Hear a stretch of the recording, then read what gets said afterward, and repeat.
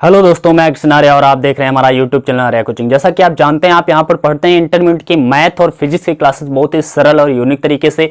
तो आज मैं आप लोगों के लिए लेके आया हूं इंटरमीडिएट की मैथ की क्लास। और आज की मैथ की क्लास में हम लोग पढ़ने वाले हैं कंटिन्यूटी एंड डिफरेंशिएबिलिटी के कुछ क्वेश्चन शेष बचे थे।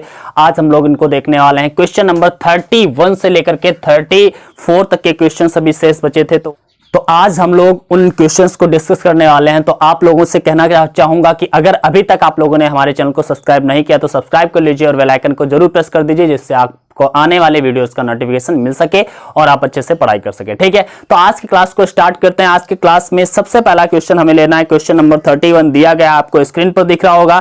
दिया गया है क्वेश्चन नंबर 31, दर्शाइए कि fx = cos x स्क्वायर द्वारा परिभाषित फलन एक संतत फलन है। ओके, ये हमें सिद्ध करना है। ये क्वेश्चन भी हर क्वेश्चन की तरह ही है, जैसे हम लोग पीछे वाले क्वेश्चन करते चले आए हैं उसी तरह से क्वेश्चन इसे भी हमें सॉल्व करना है। अगर हम बात करें एनसीईआरटी के, तो एनसीईआरटी में पैटर्न कुछ दूसरा दिया गया है इसका सॉल्व करने का। ओके, तो हम दोनों पैटर्न की बात करेंगे। अभी तक हम लोगों ने जिस तरीके से सीखा है वो बहुत ही सिंपल वे था और उसी वे से हम लोग इसे भी सॉल्व करने वाले हैं।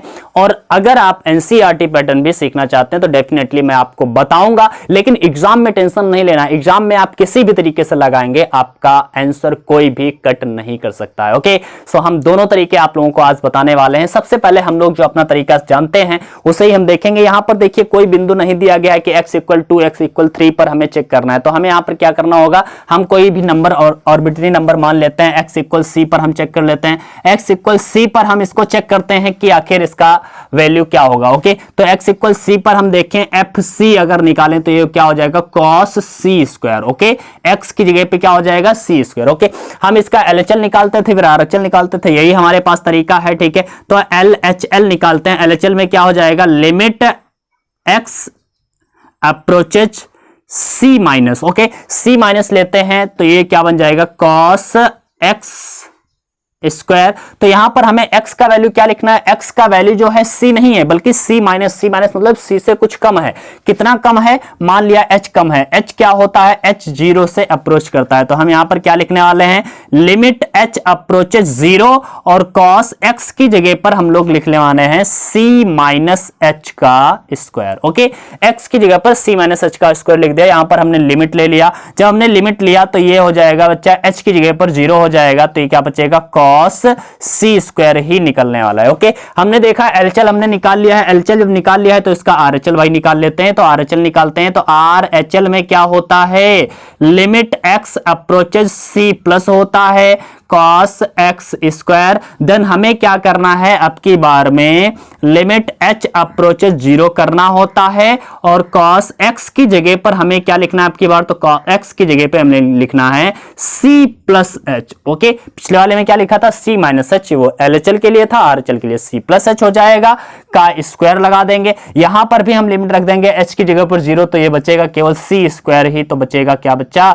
cos c²। ओके, तो ये हम देख रहे हैं कि इसका LHL RHL दोनों इक्वल है और FC भी इक्वल है। तो हम यहां पर लिख सकते हैं LHL = RHL और इक्वल है FC के। अतः यह जो दिया गया फलन fx = cos x² है, यह कंटिन्यूअस है, अर्थात यह संतत फलन होगा। ओके, ये तो हमारा हो गया अपना तरीका जो हम लोग अभी तक सीखते चले आए हैं। लेकिन अब हम देखते हैं आखिर एनसीईआरटी में कौन सा पैटर्न दिया है, किस तरीके से इसको सॉल्व किया गया है। ओके, सो देखते हैं एनसीईआरटी में कैसे सॉल्व किया गया है। ध्यान से देखिएगा, एनसीईआरटी में क्या किया जाता है, इस फंक्शन को, जो भी फंक्शन दिया गया है उसको दो पार्ट्स में डिवाइड कर दिया गया। ओके, अब दोनों पार्ट्स में कैसे डिवाइड करते हैं, तो इसमें उसमें बताया गया है कि एक पार्ट हमारा जो gx है वो हमारा है cos x, एक ट्रिग्नोमेट्रिक फंक्शन है। ओके, cos x है, और दूसरा पार्ट हमने hx माना, वो है हमारा x²।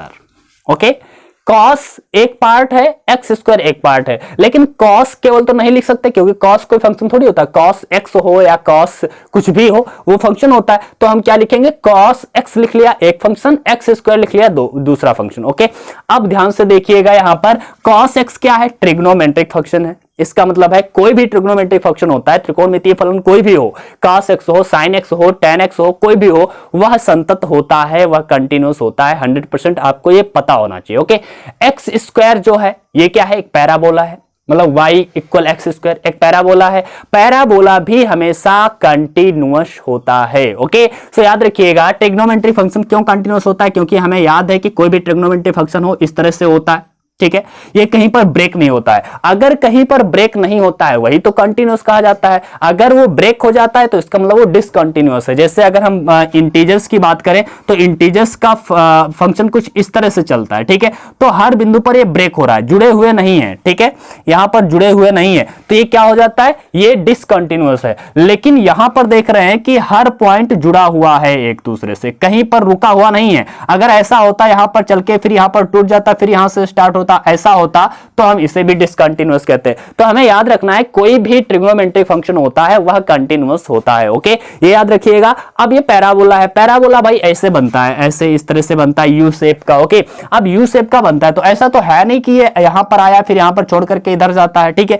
ये पूरा जुड़ा हुआ होता है, इसका मतलब ये भी कंटिन्यूअस होता है। ओके, सो ये जो फंक्शन दोनों हमने अलग किए हैं, इस फंक्शन को हमने कहां से पाए हैं दोनों फंक्शन, ये फंक्शन हमने इस fx से बनाए, मतलब cos x स्क्वायर। पहला इसका पार्ट क्या है, cos x है, दूसरा एक है x स्क्वायर। ये दोनों के दोनों फंक्शन कंटिन्यूअस हैं। अब हमें ये दिखाना है कि ये वाला जो फंक्शन fx है वो इन्हीं दोनों से मिलकर के बना है। अगर ध्यान से देखिएगा, सुनिए मेरी बात को समझने की कोशिश करिए, ये कंटिन्यूअस होगा क्योंकि ये ट्रिग्नोमेट्री फंक्शन है, ये कंटिन्यूअस होगा क्योंकि ये पैराबोला है। ओके, अब ये दोनों कंटिन्यूअस हैं तो इन दोनों से बनने वाला जो कॉम्बिनेशन होगा, इन दोनों से जो भी फंक्शन बन के तैयार होगा वो भी कंटिन्यूअस ही होना चाहिए, होता ही है, क्योंकि अगर दोनों कंटिन्यूअस फंक्शन है उन दोनों से बनने वाला जो भी फंक्शन होगा वो कंटिन्यूअस ही होगा, ये होता है कंफर्म। ओके, तो हम देखते हैं ये दोनों तो कंटिन्यूअस हैं क्या। अब हमें ये सिद्ध करना है कि ये वाला जो फंक्शन है वो इन्हीं दोनों से बना है। अगर ये इन्हीं दोनों से बना है ये वाला फंक्शन, इसका मतलब है कि फिर ये भी कंटिन्यूअस होगा। ओके, सो यहां पर यही दिखाया गया है, gx अलग कर दिया है, cos अलग कर दिया गया है, एक्स स्क्वायर अलग कर दिया गया है। अब हम देख रहे हैं कि कौन किसके साथ बना हुआ है, g के भीतर x जुड़ा हुआ है, सॉरी g के भीतर, gx के भीतर, gx क्या है cos, ओके, hx क्या है x स्क्वायर, मतलब gx के भीतर hx है, gx के भीतर hx है। ओके, तो हम कह सकते हैं कि इसका हम g ऑफ hx निकालें, g ऑफ hx निकालेंगे। ओके, g ऑफ hx को हम क्या लिख सकते हैं, हम लोगों को पता ही है कि g ऑफ hx को हम लोग लिख सकते हैं g ऑफ hx। ओके, इस तरह से लिख दिया, g of hx, g of hx लिख दिया। अब g ऑफ hx का वैल्यू, g ऑफ hx का वैल्यू क्या है, hx का वैल्यू है x स्क्वायर, तो x स्क्वायर लिख दिया।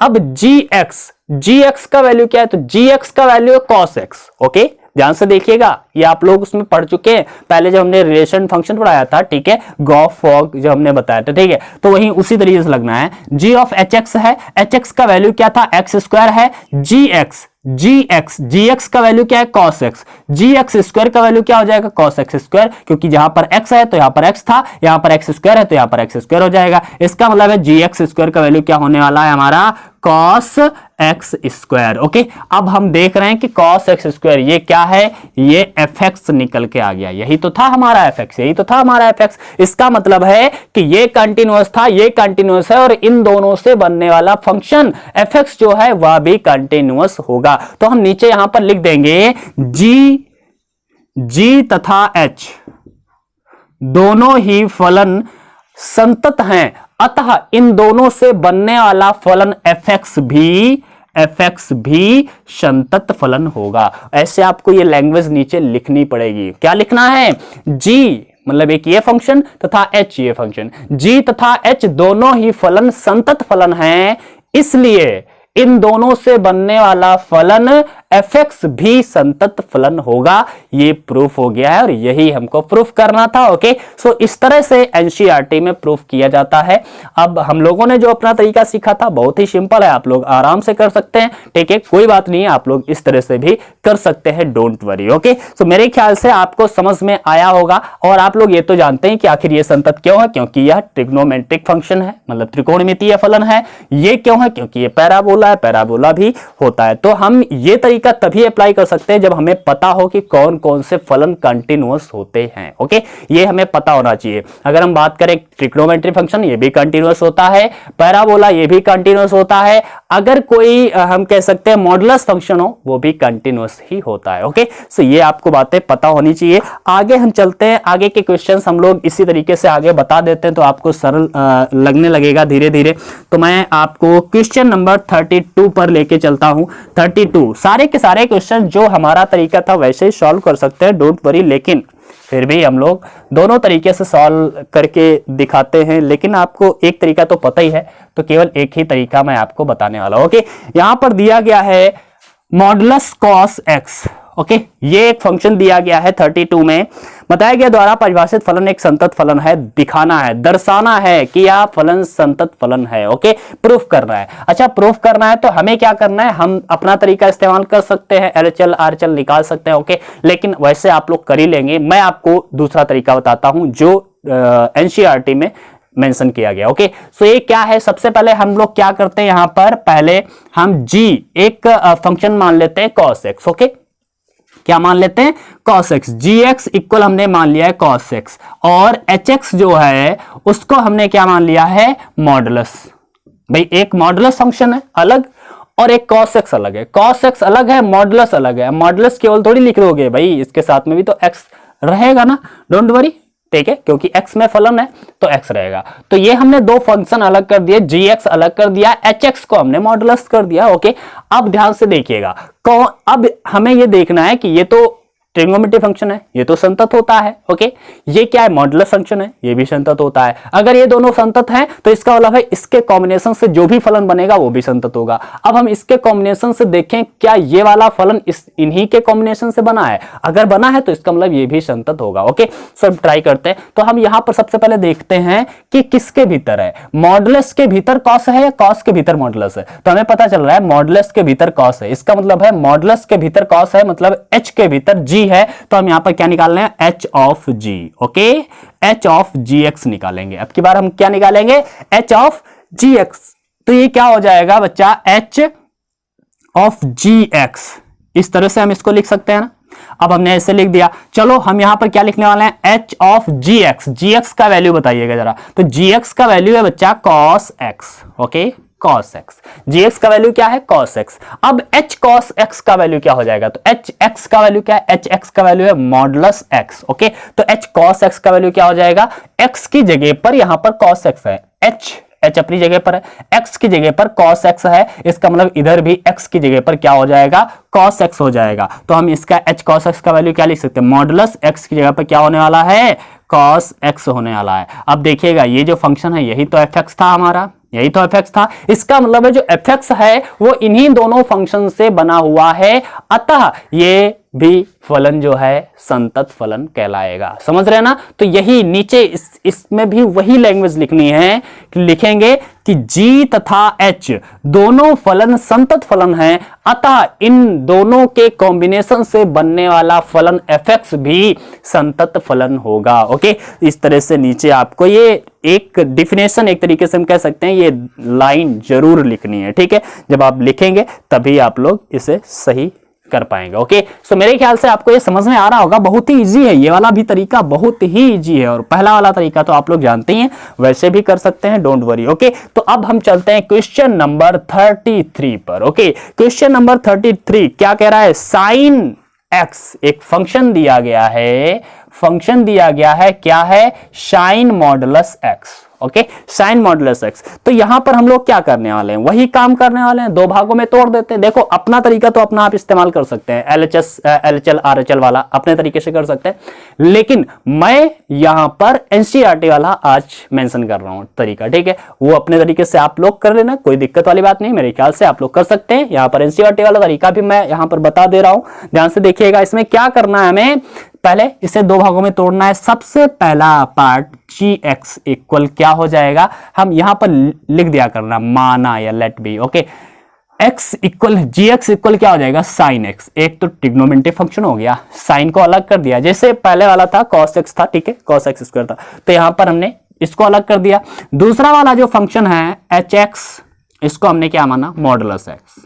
ओके, दोनों फंक्शन अलग हो गए, साइन अलग हो गया, मॉडुलस अलग हो गया। साइन, अब केवल साइन तो रह नहीं सकता, साथ में तो एक्स रहना ही है, तो जी एक्स इक्वल साइन एक्स हो गया, H x equal modulus x हो गया। ओके, अब हमें क्या करना है, यहीं पर हमें पता है कि ये भी संतत है, ये भी संतत है, ये मॉडुलस है इसलिए संतत है, ये ट्रिग्नोमेट्री फंक्शन है इसलिए संतत है। अगर ये संतत हैं तो अब हमें ये सिद्ध करना है कि इन्हीं दोनों से बना हुआ है ये वाला फंक्शन। ओके, ये हमें सिद्ध कर देना है। तो हमें देखना है कि कौन किसके भीतर है, साइन के भीतर मॉडुलस है या मॉडुलस के भीतर साइन है। तो हमें पता है साइन के भीतर मॉडुलस है, साइन के भीतर अगर मॉडुलस है तो साइन के भीतर मॉडुलस है, मतलब जी के भीतर एच है। तो हमें क्या निकालना है, G of H X. Okay, G of H X को क्या लिखेंगे, जी ऑफ एच एक्स, इस तरह से हमने लिखा इसे। ठीक है, जी ऑफ एच एक्स का वैल्यू क्या है, एच एक्स का वैल्यू है हमारा मॉड एक्स। ओके, तो ये लिख दिया मॉडुलस एक्स। ओके, तो g मॉडुलस x हो गया, एच एक्स का वैल्यू क्या हो गया, मॉडुलस x। ओके, अब जी एक्स का वैल्यू क्या है, जी एक्स का वैल्यू है साइन x। ओके, जी एक्स का वैल्यू क्या है, साइन x, लेकिन यहां पर x है, यहां पर मॉडुलस x है, तो जहां पर x है वहां पर हमें क्या लिख देना है, मॉडुलस x। तो लिखिएगा साइन x की जगह पर हमें क्या लिखना है, मॉडुलस x। ओके, तो ये हम देख रहे हैं कौन सा फलन आ गया है, एफ आ गया है। इसका मतलब है उसमें भी वही लैंग्वेज लिख देनी है कि अतः g तथा h, लिखेंगे g तथा h दोनों फलन संतत फलन हैं, अतः इन दोनों से बनने वाला फलन f equal sine modulus x भी संतत फलन होगा। ओके, सो ये भी हम लोगों ने बहुत ही आसानी से प्रूव कर दिया है। क्या बात है, इतना इजी तरीका, समझ रहे हैं ना।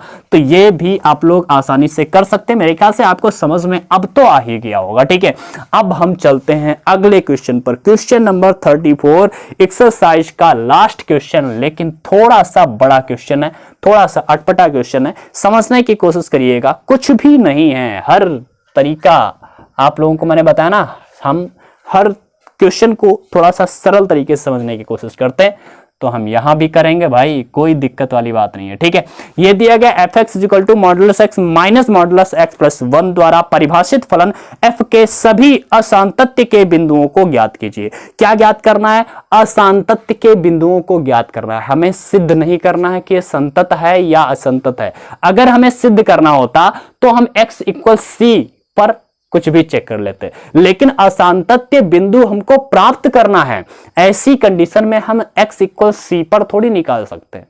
ओके, अब हमें बिंदु प्राप्त करना है, जब भी बिंदु प्राप्त करना है तो अब हम क्या करते हैं, एक इस वाले मॉडुलस के भीतर क्या है, x है, x इक्वल 0 मान लेते हैं, तो x का वैल्यू क्या आ गया, 0। ओके, इस मॉडुलस के भीतर क्या है, x प्लस 1 इक्वल 0 मान लिया, तो x का वैल्यू क्या आ गया, -1। अब x का वैल्यू क्या है, यहां पर अगर हम 0 करें, यहां पर अगर हम -1 करें, तो ध्यान से देखिएगा हमें किस पर चेक करना है। अब हमें बिंदु मिल गए 0 और -1 पर चेक करना है, 0 और -1 पर चेक करना है, लेकिन 0 और -1 पर चेक करने के लिए फंक्शन कौन से लेने हैं ये अभी हमें क्लियर नहीं है। ये जो फंक्शन दिया गया है इसमें कई राज छुपे हुए हैं, ये फंक्शन वास्तव में ये फंक्शन नहीं है, इसको अभी हमें डिफाइन करना है किस बिंदु पर ये फंक्शन ऐसा रहने वाला है या फिर अलग तरीके से होने वाला है। ओके, सो इस फंक्शन को हमें डिफाइन करना है। तो सबसे पहले हम क्या करते हैं, यहां पर हमें दिख रहा है कि ये दो बिंदु है हमारे पास, एक तो है -1 और एक है 0। ओके, तो सबसे पहले अगर हम बात करें, सबसे पहले हम -1 के राइट की बात करेंगे, फिर -1 के लेफ्ट की बात करेंगे, 1 के राइट की बात करेंगे, और 1 के सॉरी उल्टा बोल रहे हैं ना, ये लेफ्ट है भाई, ये तो लेफ्ट होता है। ठीक है, सो इसके लेफ्ट की बात करें, फिर राइट की बात करें, फिर इसके लेफ्ट की बात करें और इसके राइट की बात करें। ओके, सो हम देखते हैं अगर हम x का वैल्यू 1 के माइनस में रखें, यहां पर लिखे हैं यदि x जो है वो -1 से छोटा है, x का वैल्यू क्या है, -1 से छोटा हो रहा है। ठीक है, x -1 से छोटा है, अगर x -1 से छोटा है इसका मतलब है इधर आ रहे हैं, -1 से छोटा है मतलब -2 है, -3 है, कुछ भी हो सकता है। ओके, x -1 से छोटा है, -2 -3 कुछ भी होगा। अगर हम इधर रहेंगे तो ये कोई भी वैल्यू जो आएगा माइनस का ही आएगा। ऐसी स्थिति में हमें मॉड x जो है वो माइनस का ही x निकलने वाला है, मॉडुलस x जो होगा वो -x ही निकलने वाला है। याद रखिए, जब भी ऐसी कंडीशन आएगी हमेशा ये ना कहिएगा मॉड x जो है हमेशा प्लस का ही x देगा, ना भाई ना, ऐसा नहीं होता है। मॉड x जब हम बाहर निकालेंगे तो माइनस का x भी देगा। कब? जब x का वैल्यू यहां पर इसकी कंडीशन के अनुसार देखिए, x का वैल्यू जब हम इधर लेके आएंगे, x से l मतलब लेफ्ट साइड में होंगे, तो ऐसी कंडीशन देखें -2 -3 -4 -5, ये माइनस का ही वैल्यू हमें मिलने वाला है। इसका मतलब मॉडुलस x का वैल्यू क्या होने वाला है? -x ही मिलने वाला है। ओके, सो हम देखेंगे यहां पर जो फंक्शन होगा वो फंक्शन x इक्वल -1 के लिए, sorry x is less than -1 के लिए फंक्शन क्या हो जाएगा? तो ध्यान से देखिए, मॉड x का वैल्यू क्या हो जाएगा? -1 -x। ओके, मॉड x का वैल्यू क्या निकलने वाला है? -x निकलने वाला है। और माइनस x+1 का वैल्यू क्या निकलने वाला है? x+1 मतलब यहां पर ध्यान से देखिए, इधर वाला -1 से छोटा कोई भी हो, -2 हो, -3 हो, -2 हो या -3 हो, कोई भी हो, और x का वैल्यू -2 हो गया मान लिया, और +1 कर दिया हमने, तो आंसर क्या आएगा? आंसर तो माइनस में ही आने वाला है।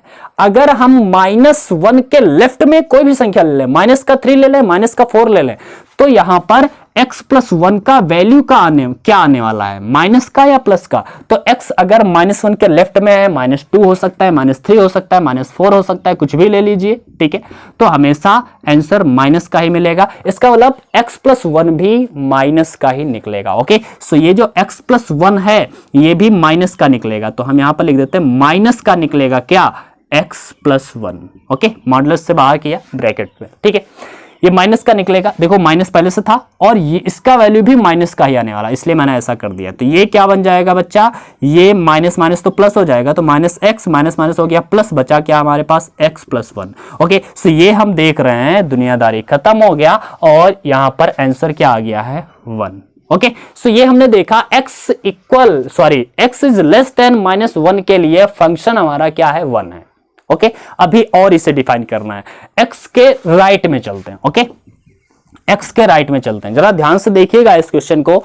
-1 के राइट में चलते हैं, और जब -1 के राइट में x इज ग्रेटर देन और इक्वल हो -1 के इक्वल हो या फिर इससे बड़ा हो, ठीक है, और इससे बड़ा हो मतलब इसके लेफ्ट में हो, लेकिन इससे इधर ही साइड में हो, ठीक है, मतलब 0 से अभी छोटा ही होना चाहिए। यहां पर ऐसे कर देते हैं यार, x इज ग्रेटर देन हो या फिर इक्वल हो -1 से, लेकिन लेस देन हो 0 से, 0 से छोटा हो और -1 से बड़ा हो, ठीक है, इनके बीच में कोई भी संख्या हो, तब क्या होगा? तब फंक्शन जो बन के तैयार होगा वो क्या होगा? ध्यान से देखिए, -1 के इक्वल, -1 से बड़ा हो और x 0 से छोटा हो, तो यहां -1 से होगा तो माइनस का 0.5 हो सकता है, माइनस का 0.9 हो सकता है, लेकिन माइनस का ही आएगा क्योंकि 0 से छोटा कहा है, 0 से छोटा है तो माइनस का ही होगा। इसका मतलब मॉडुलस x का वैल्यू क्या आने वाला है? माइनस का ही x आने वाला है, ठीक है, माइनस का ही x आने वाला है। अब माइनस मॉडुलस x+1 का वैल्यू क्या आएगा? अब ध्यान से देखो, x का वैल्यू -1 से बड़ा है और 0 से छोटा है, कोई भी वैल्यू ले लो तुम, माइनस का 0.9 ले लो, मान लिया -1 से बड़ा है और 0 से छोटा है। ओके, इतना है। अब और +1 कर दो, x का वैल्यू क्या हमने -0.9 ले लिया और +1 कर दिया, तो इसका वैल्यू क्या निकलने वाला है? प्लस का 0.1 निकलेगा नहीं निकलेगा। इसका मतलब है माइनस का x जब हम लेंगे -1 और 0 के बीच का कोई भी वैल्यू हम x की जगह पर रखें, तो इसमें जब हम +1 ऐड करेंगे तो जो ऐड होके आंसर आने वाला है वो हमेशा पॉजिटिव ही आने वाला है। आप लोग कोई भी नंबर रख के देख सकते हैं। ओके, जब पॉजिटिव आएगा इसका मतलब है मॉडुलस x+1 का वैल्यू जो आएगा वो पॉजिटिव आएगा, x+1 का वैल्यू पॉजिटिव आएगा, और ये वाला माइनस तो है ही, तो ये वाला माइनस तो वैसे ही रहने वाला है। ओके, इतना तो हो गया। अब हम यहां पर क्या करते हैं? -x -1 हम कर देंगे इसे, माइनस का 2x -1। ओके, ये फंक्शन हो गया। x इज लेस देन -1 के लिए ये फंक्शन है, x इज ग्रेटर देन और इक्वल -1 एंड लेस देन 0 के लिए ये वाला फंक्शन है।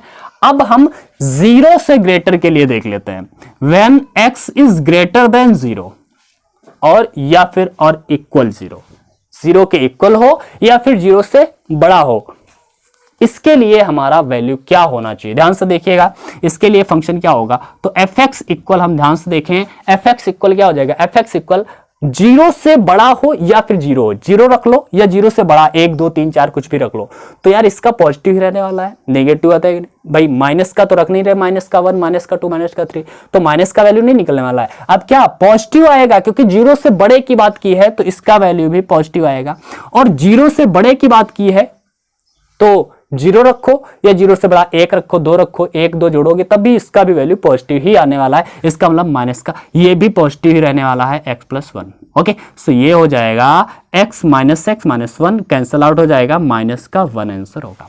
ओके, सो fx इक्वल ये माइनस का 1 हो गया। तो हम कह सकते हैं जो हमारा फंक्शन बन रहा है वो क्या बन रहा है। अभी तक ये फंक्शन हमें क्लियर नहीं था, अभी फंक्शन को हमने डिफाइन किया है, अब हमें इसको सॉल्व करना है। ओके, तो ये हम फंक्शन इस तरह से कह सकते हैं, ध्यान से देखिएगा, इस फंक्शन को इस तरह से कह सकते हैं, fx जो है fx 1 रहेगा यदि x जो है लेस देन होगा -1 से, x लेस देन होगा -1 से, तो इसका आंसर क्या आने वाला है, 1 आने वाला। ओके, अगर ये वाला फंक्शन कब रहेगा, -2x -1, यदि -1 इज लेस देन और equal x and less than 0 इसके लिए, और ये -1 रहेगा यदि x इज ग्रेटर देन और इक्वल 0। ये फंक्शन बनके तैयार हुआ।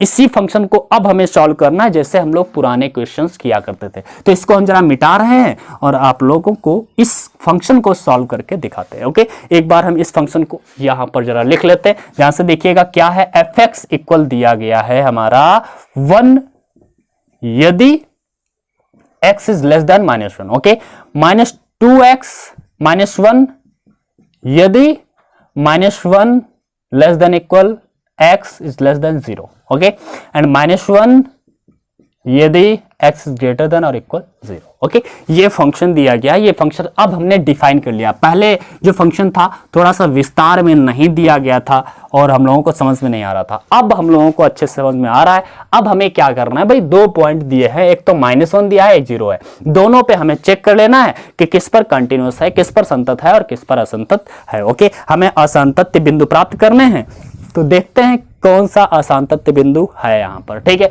तो यहां पर हम सबसे पहले क्या करेंगे, -1 पर निकालते हैं, x इक्वल -1 पर। ओके, सो x इक्वल -1 पर का आंसर क्या आने वाला है, तो x इक्वल -1 पर ही डायरेक्टली पहले चेक कर लेते हैं। x इक्वल -1 की बात करें तो -1 के लिए कौन सा -1, जब x -1 के इक्वल हो तब हमें फंक्शन लेना है -2x -1। ओके, और x का वैल्यू हमें क्या लिखना है, -1, तो ये क्या -2 इंटू -1 और -1 देन +2 -1 इक्वल 1 आ गया। ओके, सो ये तो आ गया 1 बच्चा। अब हम इसका LHL निकालेंगे, LHL। ओके, LHL क्या होगा, लिमिट x अप्रोचेज -1 का लेफ्ट, मतलब -1 माइनस। ओके, जब -1 माइनस करेंगे तो -1 से छोटा, x का वैल्यू मतलब -1 से छोटा है, और -1 से छोटा है तो फंक्शन क्या लेना है, 1 लेना है। यहाँ पर कोई लिमिट तो है नहीं, रखना ही नहीं है किसी में, तो इसका आंसर क्या आने वाला है, 1 ही आने वाला है। इसका मतलब है ये तो 1 आ गया, अभी तक तो सही चल रहा है भाई। LHL और f-1 इक्वल है, इसका RHL निकाल के देख लेते हैं। RHL जो होगा कैसा होगा, ध्यान से देखते हैं, लिमिट x अप्रोचेज -1 का राइट। Okay, -1 plus. ओके, सो ये क्या हो जाएगा, -1 से बड़ा हो, जब x का वैल्यू -1 से बड़ा हो तो हमें लेना है माइनस का 2x -1। ओके, तो ये क्या बन जाएगा, लिमिट h अप्रोचेज 0, यही तो होता है ना, h अप्रोचेज 0 हो जाएगा। माइनस का 2 इंटू एक्स की जगह पर क्या रखना है, माइनस का 1 प्लस h। ओके, -1 प्लस था, बड़ा था, ठीक है, और -1। ओके, सो यहाँ पर हम यहाँ पर जब रख देंगे h का वैल्यू 0 तो यहाँ पर -2 और -1 का मल्टीप्लाई हो जाएगा, क्योंकि ये तो 0 होने वाला है। -2 -1 का मल्टीप्लाई प्लस का 2 हो जाएगा और माइनस का 1, ये तो इक्वल आ जाएगा 1। ओके, तो हम यहाँ पर देख रहे हैं कि LHL इज RHL के इक्वल है और f-1 के भी इक्वल है, अतः हम कह सकते हैं कि यह फलन x इक्वल -1 पर तो संतत है। ठीक है, अभी तक तो हमें संतत मिला है, अब हम आगे की बात करते हैं, आगे देखते हैं कहां कहां पर और ये संतत होने वाला है। ओके, सो देखते हैं दूसरा बिंदु हमारे पास क्या है, 0। ओके, सो देखते हैं x इक्वल 0 पर। ओके, x इक्वल 0 पर की अगर बात करें तो सबसे पहले x इक्वल 0 पर fx का वैल्यू निकालिएगा। fx का वैल्यू जब हम x इक्वल 0 पर निकालेंगे तो ध्यान से देखिएगा, x इक्वल 0 के लिए fx कौन सा लेना होगा, x इक्वल 0 के लिए हमें -1 लेना है। ओके, तो ये तो -1 ही है। अब इसका LHL देखते हैं क्या आता है, LHL।